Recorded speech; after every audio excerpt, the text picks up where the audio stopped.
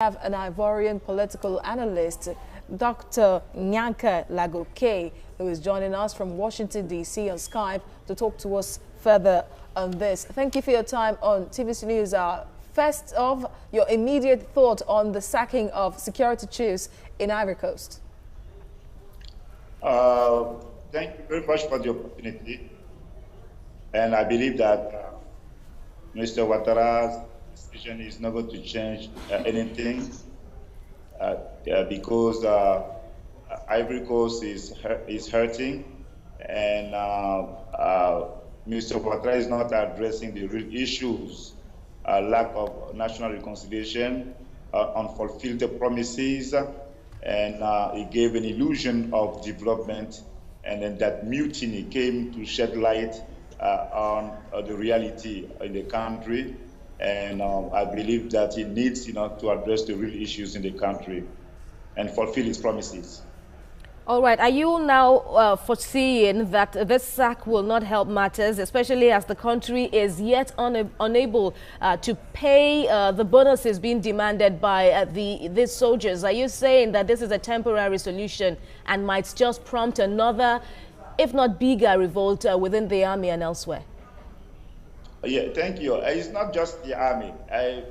Like I said again, the country is divided, and Mr. Ouattara, who was campaigning against Ivarité, even though himself believes in the Chart of the Northerners, which is implementing today by putting almost everywhere people from the northern part of the country in every position in the country, and like he did not fulfill his promises to the Ivorian people, and he did not fulfill the promises to his rebels and warlords. And as we speak, there is a strike in the country since yesterday, and there will be a 1-week strike of the civil servant in the country.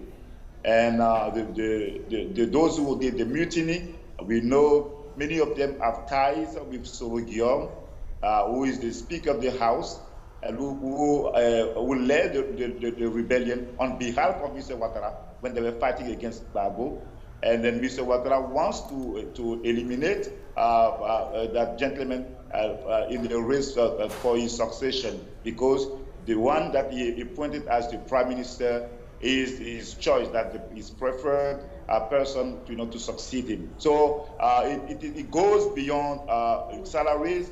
It is about power struggle, and then there is a strong infighting within the former rebellion, which is now controlling and leading the country. Exactly, and that is exactly what I want to talk to you about, that even the security setup in Ivory Coast needs to be taken a second look at, because these soldiers, most of them were formerly rebels who fought for Ouattara to get his mandate forcefully from Gbagbo in 2010, and now they are agitating to be recognized and be well paid by the person they practically installed in power. And so far it seems that this might not happen, because the government is saying that it cannot even afford to pay them the increase in remuneration, and talks are expected on Friday. Are you hopeful, really, that anything positive could come out pretty soon to end this? Like I said again, it's going to be very, very difficult. Mr. Ouattara is like somebody whose fate has been sealed at the end, because he's experiencing the limits of his own method, by using violence, and this is what he did. When people wanted him, when he was barred, from running for president, Mr. Ouattara used violence. When it was believed that he won the election in 2010, it resulted, to violence in order to take Gbagbo out of power. And when you use such a violence, for people with whom you did that, they believe that that's the only message and any language that you can understand. So again, Soro Guillaume, the Speaker of the House, who is still seen by many as the leader of the former rebellion, many did not want him to be taken out of the process to succeed Mr. Alassane Ouattara. That is the real deal in that crisis, and Mr. Ouattara it will be difficult for him to have the money that the people are asking for. And they told him that by Friday, they want to be sure that they're going to have like a portion of that money. So it is a bigger crisis. And then to summarize on that, again, Babo Laurent is in prison in the ICC. Babo's youth leader, Blake in prison at the ICC. Babo's wife in prison in Ivory Coast.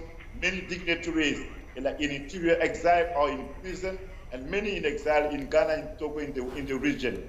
So this is the context in which Ouattara wanted to change the constitution, and then it does not resolve any issue. And the mutiny that we see, the strike of the civil servant, those two show that nothing serious has been resolved by Mr. Ouattara. All right. Dr. Lagoke, because the narrative you're giving, apologies for the interruption though, the narrative you're giving is quite different from what is in public knowledge. You mentioned the post-election violence and you attributed the violence to Ouattara's quarters alone, but Gbagbo is being punished now for his role in the post-election violence. So this next question is for you now to convince our audience that you are indeed making a fair appraisal now of Ouattara's government so far, and then also tell us what options or why you even think Ouattara is going or tilting in this direction that you say might just prompt more rebellion. Thank you very much.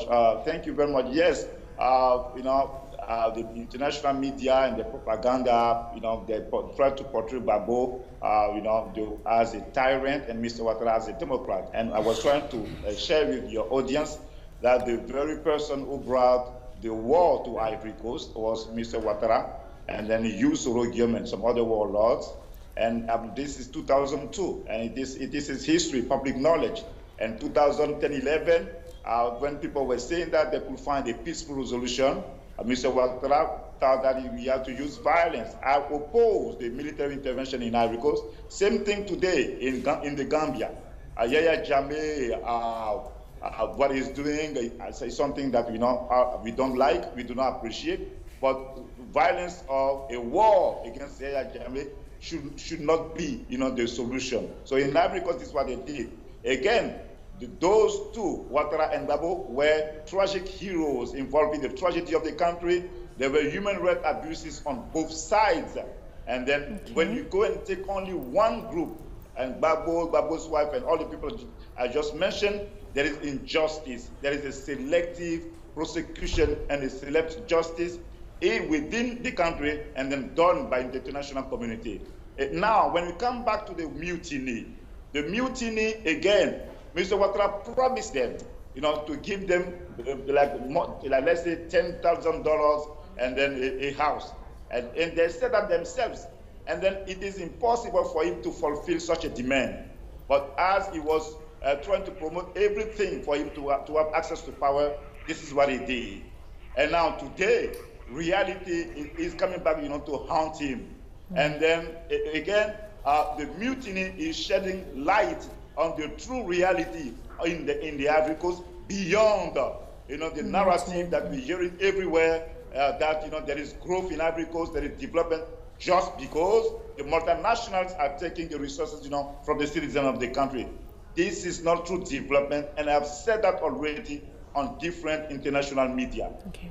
Well, this is a developing issue, and we believe more could still come out of it positively, though. That's what people are wishing for. Thank you very much for your analysis on TV's News Hour. Dr. Gnaka Lagoke, you talked to us from the United States, Washington, D.C., but you are an Ivorian.